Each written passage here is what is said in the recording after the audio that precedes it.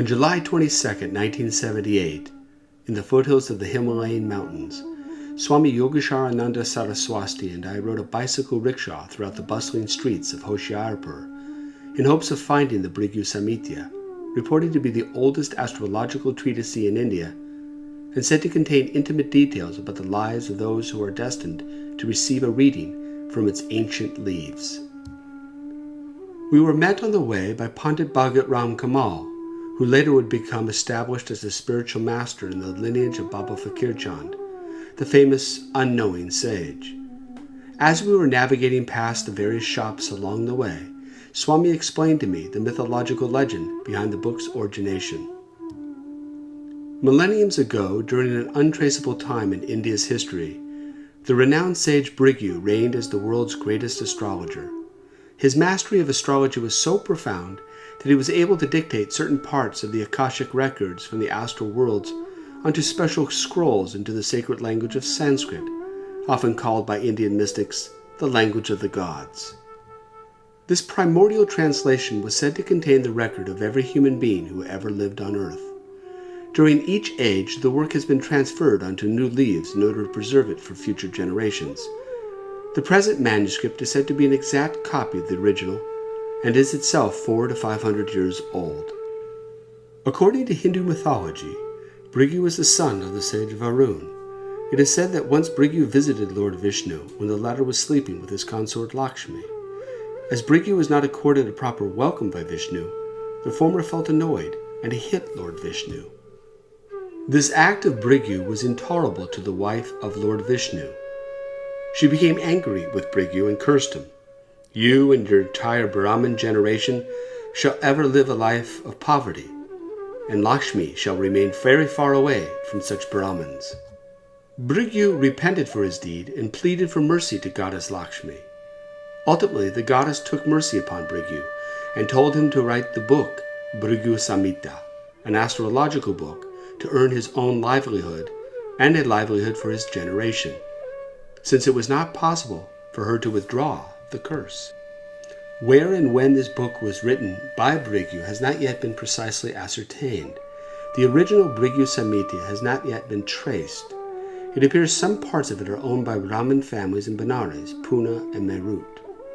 But I was told by Yogeshwar and by others also that this work in Hoshiarpur is the only one of its kind now in existence in India. Paul Brunton, one of the first Western seekers to meet Ramana Maharshi and Anand Sarup of Dialbag, knew of its existence in the early 1930s.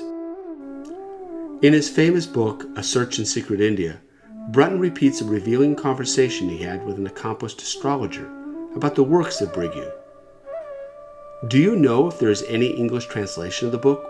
Brunton asked the astrologer. The astrologer shook his head. "I have never heard of one.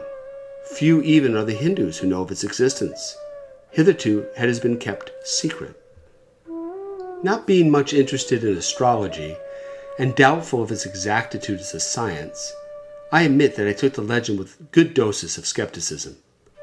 The only propelling force in its favor was my confidence and trust in the Swami and the scholar. Yogeshwar was a Christian monk extremely knowledgeable in Western science. The scholar was an expert in the philosophical systems of India. Their unremitting belief in the book's validity, which they claim resulted from their own experiences with its awesome accuracy, deeply impressed me. I attempted to keep an open mind. When we finally arrived at the library, which was sandwiched between two back streets, I was immediately struck by the large array of Sanskrit leaves tied in huge bundles. I had imagined that there would be one large book. Two librarians, who were also expert astrologers, were on duty. Apparently this valuable treasure had been a family possession for years. I found them intelligent, matter-of-fact, and fluent in English. We enjoyed some chai as we discussed some of the implications of the work. Among the innumerable papers, one particular leaf would be found which contains the details of my life, I was told. A pictograph was made by the astrologers using the date of my arrival at the Bhrigu Samhita, as well as my birth date and birthplace.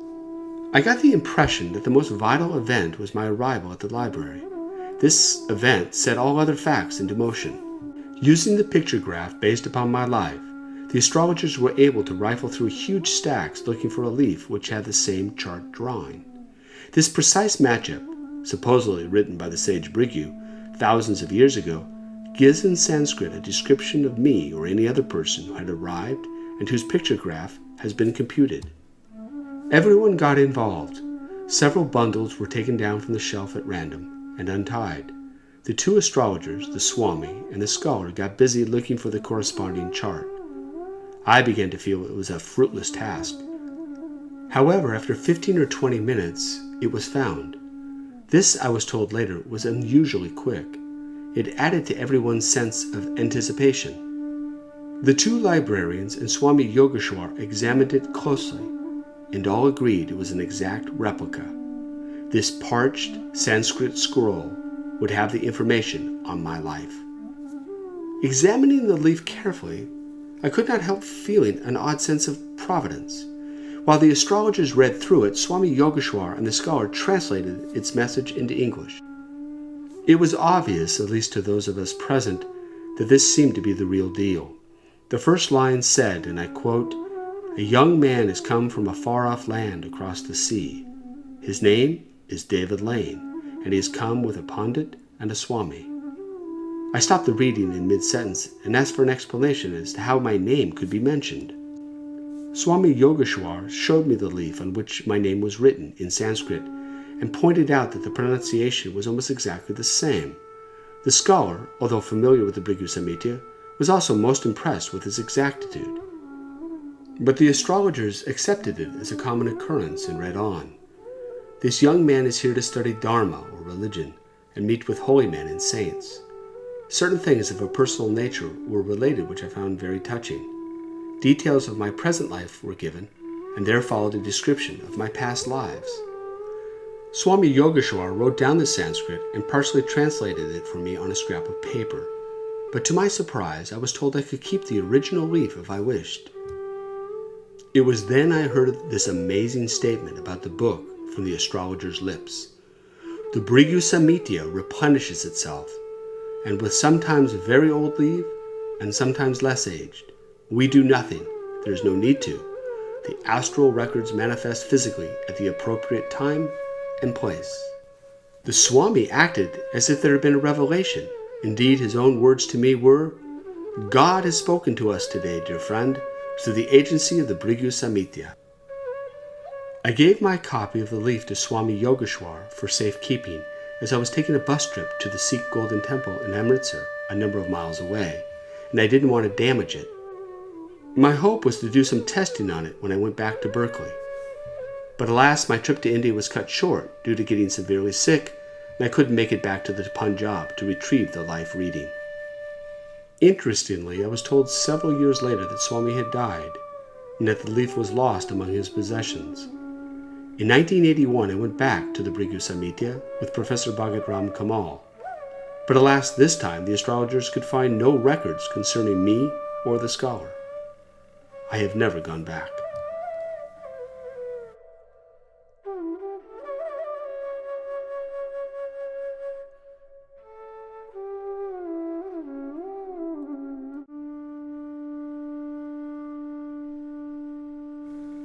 Not surprisingly, given the unremitting interest in astrology, my article on the Bhrigu Samhita has proven to be the most popular one I have ever written. I must confess, though, I did not write the article as a believer in the book. In fact, I thought so little of its authenticity that I did not write about it for some 3 years after my first trip to India in 1978. It now appears to me that the book is a fraud.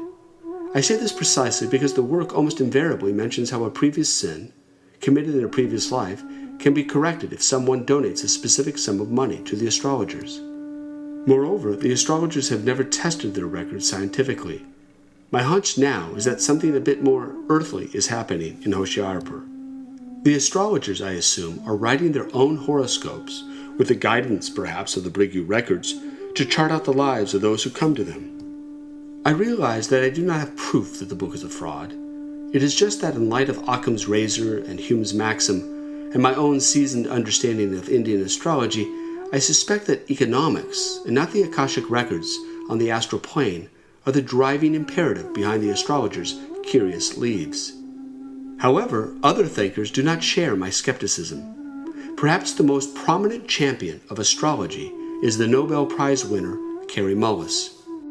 As Kary Mullis explains it, when I published Dancing Naked in the Minefield, there was one 11-page chapter where I mentioned that although astrology had been abandoned by scientific disciplines, it had not been scientifically dispensed with, meaning it hadn't been disproven as a self-consistent set of observations relevant to the human psyche. Not knowing at that time that Gunther Sachs, a Swiss citizen, had published such a study, I offered my own cursory examination from Who's Who in America. When I received a copy of the astrology file, I was intrigued. Mr. Sachs' book describes a study of a limited but essential part of astrology. Where was the sun when you were born? And what do you do for a living? The observation is that something unexplainable but clearly observable is going on, to a level of certainty that would be acceptable for a paper in a scientific journal. There is a clear connection whether you or I like it or not.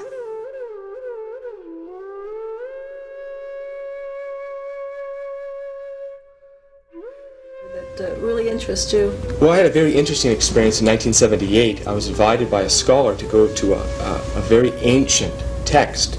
It's considered to be the world's oldest astrological book in the Punjab. And I went there and subsequently found that there's a legend that says that this particular book was written 4,000 years ago. We don't know if it's a myth or if it's real or not. And supposedly has the name and the details of a person's life whoever would visit this library. And so I happened to go in there in 1978, and supposedly, the story goes, they found this ancient Sanskrit leaf that had my name on it. David Christopher Lane? So David Christopher Lane has come from an island across the sea named California, and he's come to research, saints and gurus of northern India. Now the problem, however, in such a case is that unless you do testing on that piece of paper, you're not going to be sure if it's valid or not. And so that caused quite a stir because I wrote an article about it in 1981, and everybody wants to go to northern India. To know that was happening. It's a very strange occurrence. I can tell you that the library is very hard to get to, and there's a legend in India that only certain select individuals can get to that library. And when they get there, supposedly what they'll do is they'll do an astrological charting to find where your leaf is. And the room has got Sanskrit leaves all over the place. And so after about 25 minutes, they found this leaf, this ancient Sanskrit piece of paper. And everybody's looking, they're all expecting something. And I didn't believe in astrology, and I still don't in a sense. But what happened was very unusual. They got the leaf, and all of a sudden, you can see it's in Sanskrit. And I could read a little Sanskrit myself, and the friend I was with is a Sanskrit scholar.